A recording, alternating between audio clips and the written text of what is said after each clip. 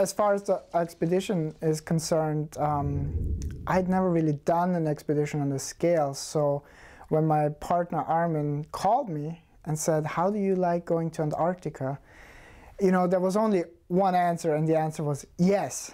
And the next answer was, how?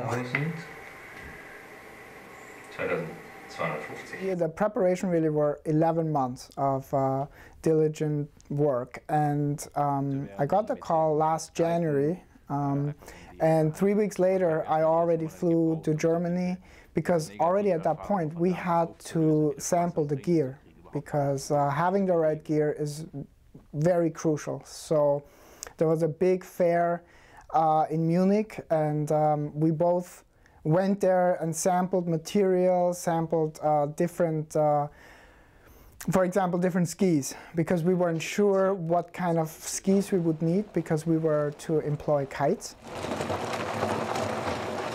Well, our entire expedition was based on using kites, because the distance was originally 3,400 kilometers. And so we needed to have a kite that, one, was able to handle different wind conditions, so from very light winds to stormier conditions. Up until this point, I had actually never stood on skis with a kite and the sled attached to myself, so my heart was racing. I had this part of, inside of me that was going like, what are you doing?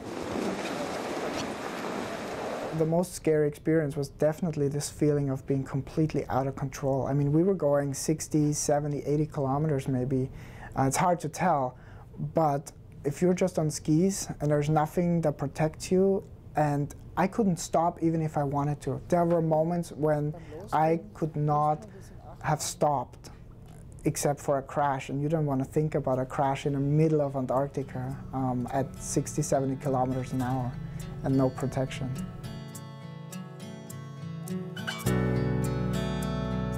What I will always kind of like carry with me from that experience is actually much more of a spiritual realization, because remember, our trip was to reach the South Pole, and in the end we did not achieve that goal, and it really allowed us to look at ourselves and look at how do I define myself, you know, through goals, and what happens if I don't reach those goals? Am I any less worthy to, you know, receive admiration or love or something like that?